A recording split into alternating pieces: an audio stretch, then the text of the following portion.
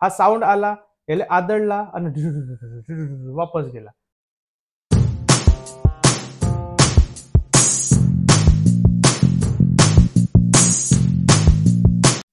Hello everyone, this is your deviser. Class 9th Maharashtra बोर्डची आपण सायन्सची सिरीज सुरू केली आहे. त्यातला स्टडी ऑफ साऊंड आपला हा चॅप्टर सुरू आहे. त्यातला आज आपण बघू लेक्चर नंबर 3. याच्या आधी आपण काही बेसिक कॉन्सेप्ट आणि काही चॅप्टर मधले कॉन्सेप्ट बघितलं होतो. त्यानंतर आता आपल्याला बघायचं आहे velocity of sound in gases. आता गॅसेस जे आहे त्याच्यामध्ये वेलोसिटी ऑफ साऊंड कशी डिपेंड करते आणि काय त्या गॅसेसला इफेक्ट करते ते सगळं काय आपल्याला या व्हिडिओमध्ये बघायचं आहे. वेलोसिटी जी आहे ते कोणाकोणावर डिपेंड राहते, ते राहते पहिलं डिपेंड टेम्परेचरवर, सेकंड डिपेंड राहील ते आपल्या डेन्सिटीवर एअरच्या, आणि तिसरा डिपेंड राहील ते मॉलिक्युलर वेट एअर किंवा गॅसेसच्या. आता एक एक आपण डिटेलमध्ये बघू. सगळ्यात आधी बघू आपण टेम्परेचर. आता आपल्याकडे काय हे नॉर्मल गॅसेसचे मॉलिक्यूल आहे. इथून मी का करत आहोत, साऊंड लावत आहोत. साऊंड लावल्यावर हे जे मॉलिक्यूल आहे का करतील, व्हायब्रेट होतील. बघा आता जसं मी साऊंड सुरू केलो, इथून हे का होत आहे, एका नॉर्मल स्पीडनं नॉर्मल वेलोसिटीने हे का होत आहे, व्हायब्रेट होत आहे. आता समजा का मी हा जो आपला पाईप रॉड आहे याला हिट केलो, बघा आता हा रेड होऊन गेला पूर्ण हिट होऊन. आता मी साऊंड लावल्यावर हे का होत आहे, पटपट पटपट पटपट पटपट हे एकामेकाकडं जात आहेत. म्हणजे यांची स्पीड का झाली आहे, वाढली आहे, इन्क्रीज झाली आहे. याच्यावरून आपल्याला काय समजते की समजा का आपण टेम्परेचर इन्क्रीज करत आहोत, टेम्परेचर आपण का करत आहोत, इन्क्रीज करत आहोत, तर वेलोसिटी सुद्धा का होत आहे आपली, इन्क्रीज होत आहे. मग आपण टेम्परेचर डिक्रीज करू, वेलोसिटी बी का होईल, डिक्रीज होईल. एक गोष्ट इन्क्रीज होत आहे, दुसरी पण गोष्ट इन्क्रीज होईल, तर अशा वाल्या प्रपोर्शनला म्हणतो आपण डायरेक्ट प्रपोर्शन. कोणतं प्रपोर्शन म्हणतो, डायरेक्ट प्रपोर्शन. बघा मग आता इथं जी आपली वेलोसिटी ही डायरेक्टली प्रोपोर्शनल आहे. हा जो सिंबल आहे हा आपला डायरेक्टली प्रोपोर्शनल. कोणाला डायरेक्टली प्रोपोर्शनल आहे, टेम्परेचर. आणि टेम्परेचरचा काय घ्यायचा आपल्याला, स्क्वेअर रूट. म्हणजे velocity is directly proportional to square root of temperature. Velocity is directly proportional to square of temperature, square root of temperature. आता इथं लिहिलो आपण v is directly proportional to root T. T म्हणजे temperature, v म्हणजे velocity. दुसरा जो आपला depend असते तो म्हणजे असते डेन्सिटीवर. आता डेन्सिटीवर कशा प्रकारे डिपेंड असते ते पाहू. आता समजा का आपल्याकडे सेम रॉड आहे आणि तेच समजा बॉल आहे. गॅसेसची डेन्सिटी आता नॉर्मल आहे. मी इथून साऊंड समजा सुरू केलो, तर हे जे बॉल्स आहे का होतील, व्हायब्रेट होईल. एका नॉर्मल स्पीडनं नॉर्मल वेलोसिटीनं का होईल, व्हायब्रेट होईल. पण समजा का आता पहा इथं डेन्सिटी कशी आहे, कमी आहे. आता या डेन्सिटीला समजा का मी वाढवलो आणि आता समजा का मी साऊंड सुरू केलो. आता पहा या बॉलची स्पीड जी झाली व्हायब्रेशनची, ते कशी झाली, म्हणजे मागे पुढे जायची स्पीड कशी झाली, कमी झाली. पहिले स्पीड कशी होती, नॉर्मल होती, आता स्पीड कशी झाली, कमी झाली. म्हणजे आता याच्यावरून समजत आहे डेन्सिटी वाढवतो आपण तर स्पीड का होत आहे, कमी होत आहे. डेन्सिटी आपण वाढवत आहोत तर स्पीड का होत आहे, कमी होत आहे. तर अशा वाल्या प्रपोर्शनला म्हणतो आपण इनव्हर्स प्रपोर्शन. एक गोष्ट वाढत आहे, दुसरी गोष्ट कमी होत आहे, तर अशा प्रपोर्शनला म्हणू आपण इनव्हर्स प्रपोर्शन. म्हणून याच्यावरून velocity is inversely proportional to density. पण फक्त इनव्हर्सली प्रपोर्शनल नाही तर स्क्वेअर रूट ऑफ. बघा मग आता इथं आपण म्हणू शकतो का velocity is inversely proportional to square root of density. आता वेलोसिटीचा सिम्बॉल आहे व्ही, हा प्रपोर्शनलिटीचा सिम्बॉल, आणि डेन्सिटीचा सिम्बॉल असतो रो. मराठीमधल्या 9 सारखा आपण सिम्बॉल काढू शकतो.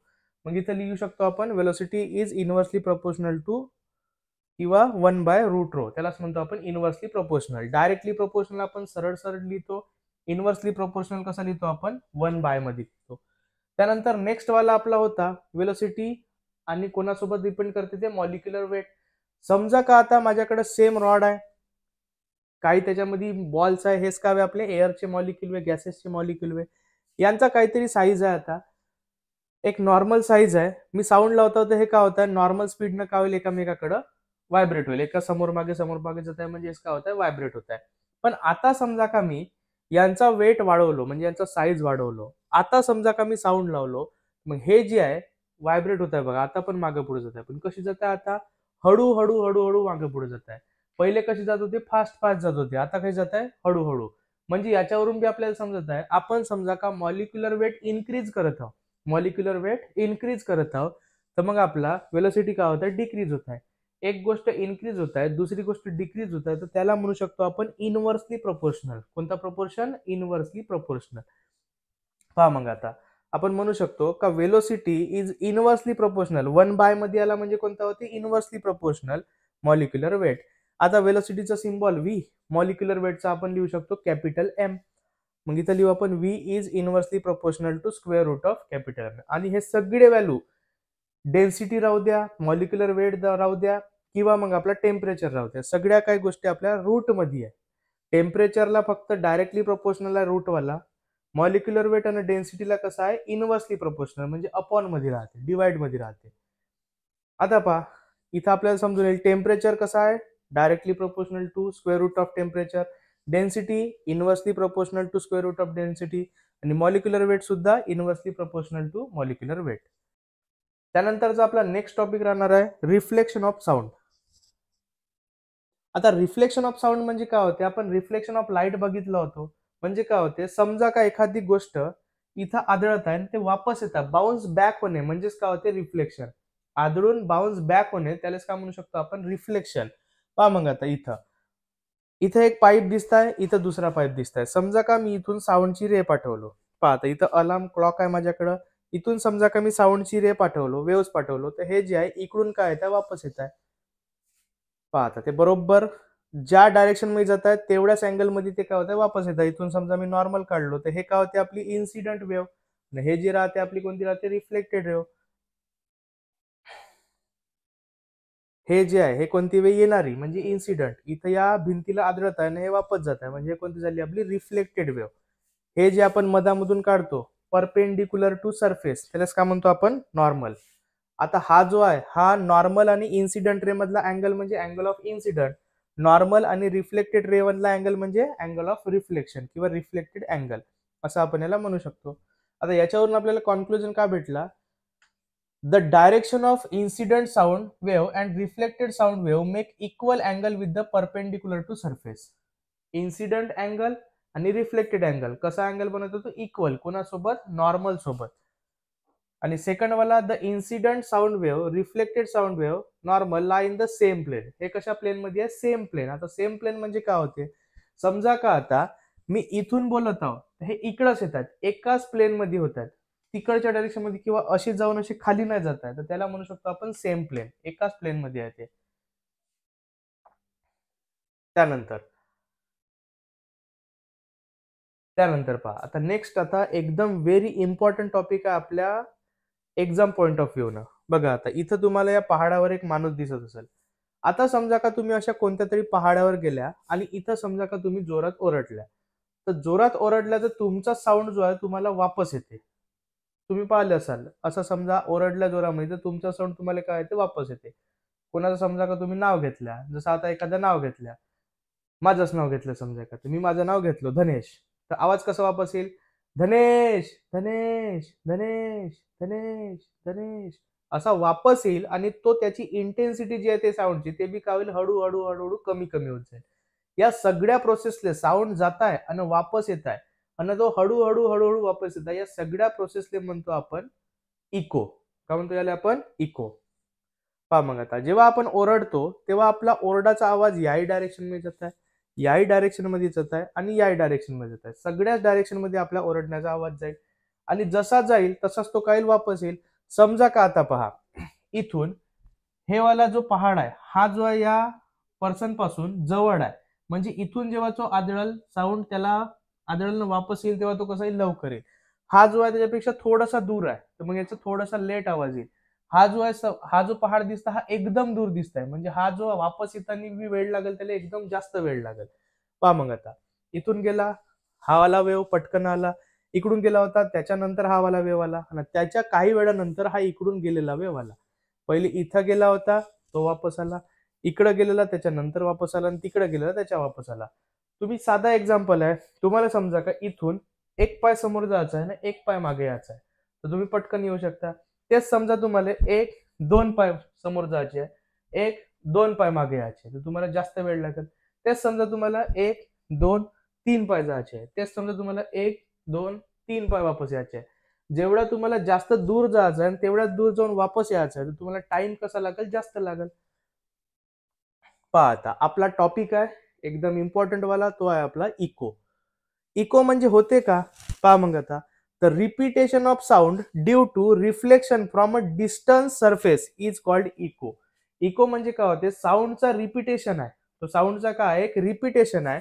The repetition of sound due to reflection from distant surface, दूरच्या सरफेसला जाऊन तो आदळल, मग त्याला वापस यायला थोडासा वेळ लागल, अशा वाल्या सगळ्या या प्रोसेसला काय म्हणू शकतो आपण, इको. जसं आपण आत्ताच मी तुम्हाला नाव घेऊन दाखवलं होतं, जसं आता एखादा धनेश म्हणलो, धनेश धनेश धनेश धनेश धनेश, म्हणजे हळूहळू आवाज का होत जात आहे, कमी कमी होत जात आहे. समजा एखादा ऑब्जेक्ट जवळ असेल तर तो काय पटकन त्याला रिफ्लेक्ट होईल, दूर असेल तर थोडासा लेट होईल, त्याच्यापेक्षा दूर असेल तर अजून थोडासा लेट येईल. आवाज जो आहे तो त्याला कोलॅप्स होत आहे, कोलॅड होत आहे आणि तो वापस येत आहे, वापस येताना त्याला टाइम लागत आहे.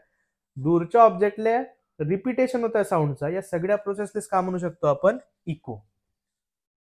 थोडस मी इकडे घेऊन जातो. आता हा इको जो आहे हा येते काऊन, पहा मग आता.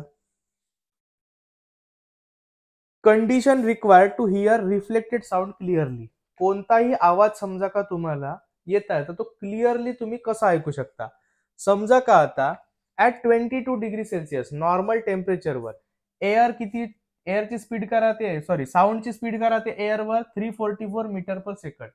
To hear a distinct echo the sound wave should reach after more than 0.1 second after starting from source to get reflected come back to us. म्हणजे आता पहा, हा आपला आहे ह्युमन इयर, नॉर्मल आपला सगळ्यांचा कान जो असते, इयर जो असते तो असाच राहते. आता समजा का इथून एखादा मुलगा ओरडताय, हॅलो म्हणला, हा इथून जो आहे कानामधून तो कुठपर्यंत गेला, हॅलो ब्रेन पर्यंत गेला. ब्रेन का करेल, त्याला अनालाइज करेल, अंडरस्टँड करेल ना, तो का करेल अजून वापस पाठवेल, आपल्याला जो आहे तो हॅलो तो ब्रेन समजेल ना, आपल्याला तो आवाज येईल. आता पुन्हा एकदा हॅलो म्हणला, पुन्हा एकदा हॅलो म्हणला, 2 वेळा हॅलो म्हणला, हॅलो हॅलो, 2 वेळा त्याच्याकडे हॅलो गेला, तो ब्रेन का केला, पुन्हा एकदा अनालाइज केला. त्याच्यानंतर समजा का हा पटकन, आता पहा याच्या पहिले जो हॅलो होता तो हळूहळू होता, आता जो हॅलो होता तो पटकन 2 वेळा म्हटला. आता पटकन हॅलो म्हणला, when sound enters the ear within 0.1 second then brain understand is as a single sound.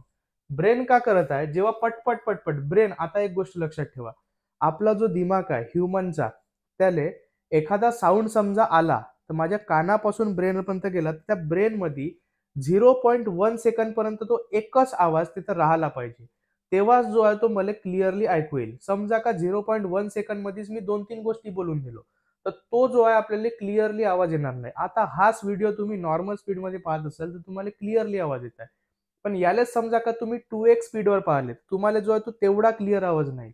काऊन नाही, माझे जे शब्द आहे बोलण्याचे ते 0.1 सेकंड मध्ये 1 वर्ड न येतात 2-3 वर्ड येईल, आणि तुमचा जो ब्रेन आहे तो अनालाइज करू नाही शकत. जसं आता तुम्ही जरी नाही केलं तरी पहा, आता मी तुमच्यासोबत बोलत आहोत तर तुम्हाला एकदम क्लिअरली आवाज येत आहे, पण आता मी तुमच्यासोबत समजा बोलत आहोत पण तुम्हाला एकदम क्लिअरली आवाज नाही येत, म्हणजे काय होत आहे, तुमचा ब्रेनचा इको आहे तो तुमच्या इथं जो आहे तो ब्रेन जो आहे तुमचा बरोबर अंडरस्टँड करू नाही शकत आहे. काऊन तुमचा ब्रेन अंडरस्टँड करू नाही शकत आहे, कारण की तो 0.1 सेकंड पेक्षा माझे 2-3 आवाज जास्त येत आहे. समजलं का काही, माझा आवाज जो आहे तो 0.1 सेकंडच्या आधीच 2-3 प्रकारचे साऊंड माझ्या दिमागावर पडले, त्याच्यामुळे माझा दिमाग म्हणला हा इकडून तिकडून का बोलत आहे, मला काहीच नाही समजत आहे. आता वेलोसिटी म्हणजे काय होते, आपल्याकडे फॉर्म्युला डिस्प्लेसमेंट अपॉन टाइम, त्यालाच म्हणू शकतो आपण डिस्टन्स अपॉन टाइम. आता डिस्टन्स म्हणजे काय होते, टाइमला समजा आपण इकडे घेऊन गेलो तर वेलोसिटी इंटू टाइम होईल.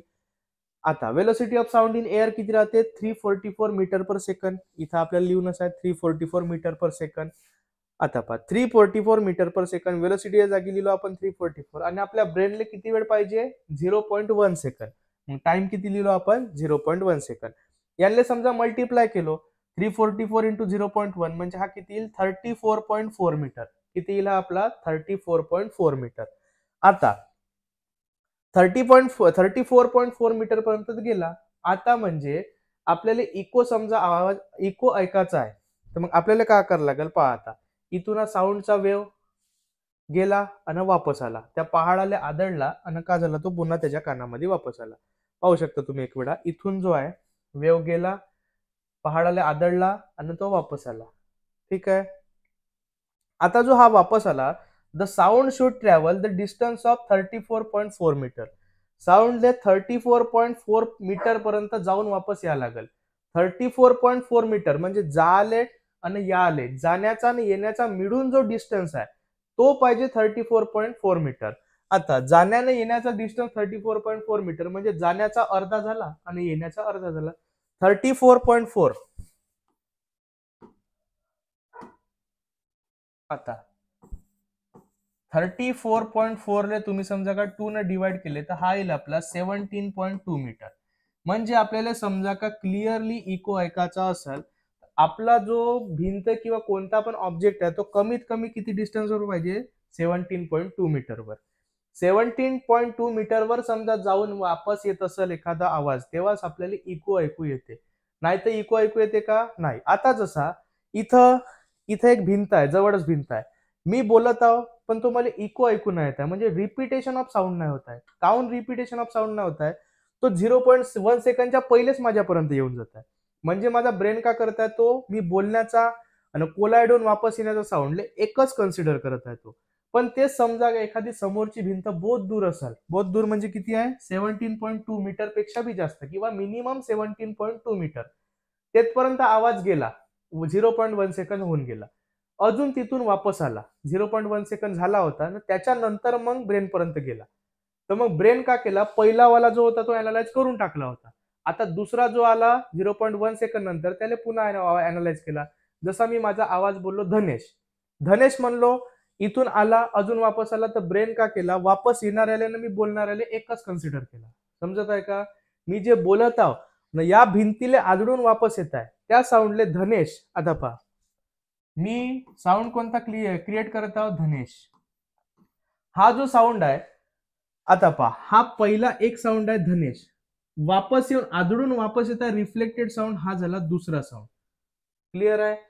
एक साऊंड आहे जो मी बोललेला आणि दुसरा साऊंड आहे आदळून रिफ्लेक्ट होऊन वापस आलेला.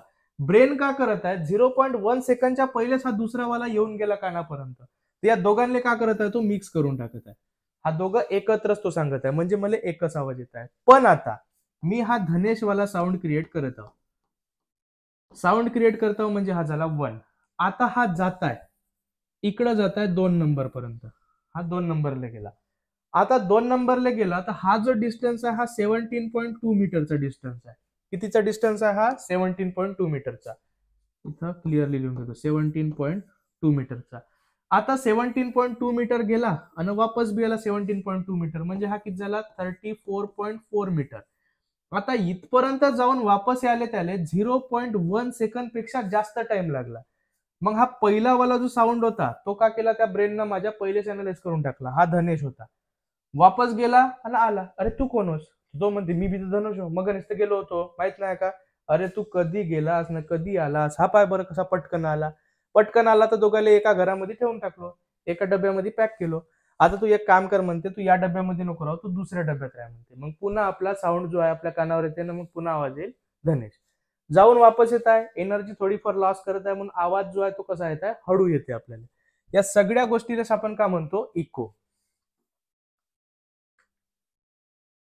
पहा मग आता हा जो डिस्टन्स आहे जाण्याचा किती होता, हा 17.2 मीटर.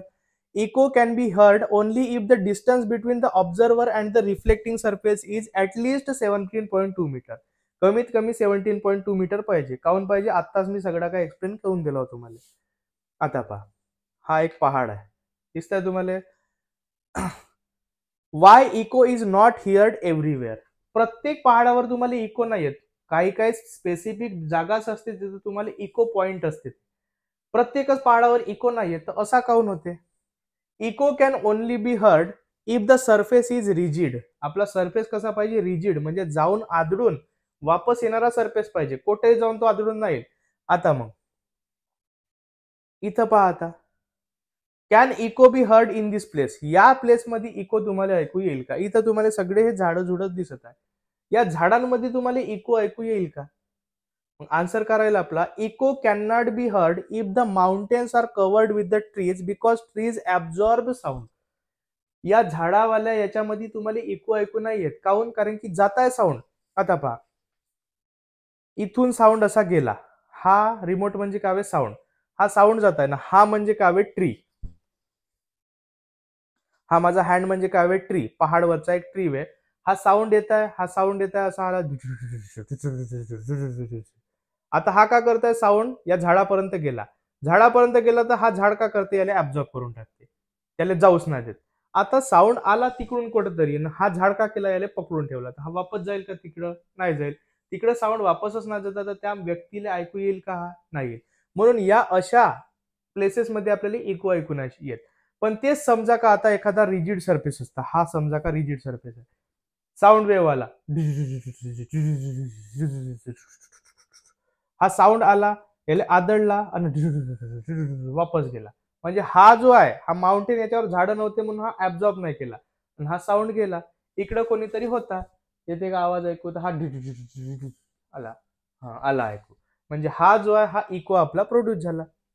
आता हा आपला घर आहे समजा, आपल्या घरामध्ये इको ऐकू येते का? Can echo be heard in the furnished house? Sofa set आहे आपल्यामध्ये, आपल्याकडे झाडं आहेत, कर्टन लावून आहे, स्टेअरकेस आहे, सगळ्या गोष्टी आहे, विंडोज आहेत, याच्यामध्ये आपल्याला इको येईल का? Furniture in the house absorb the sound, hence echo is not heard.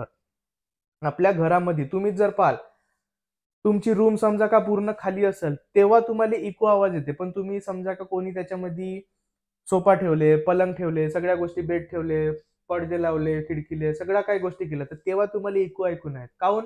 कारण की हे जे फर्निचर वगैरे आहे का करते, या साऊंडले पकडून ठेवते, ऍब्झॉर्ब करून टाकते. आणि बाकी समजा असेल तर भिंती वगैरे जे आहे ते का करते, रिफ्लेक्ट करते.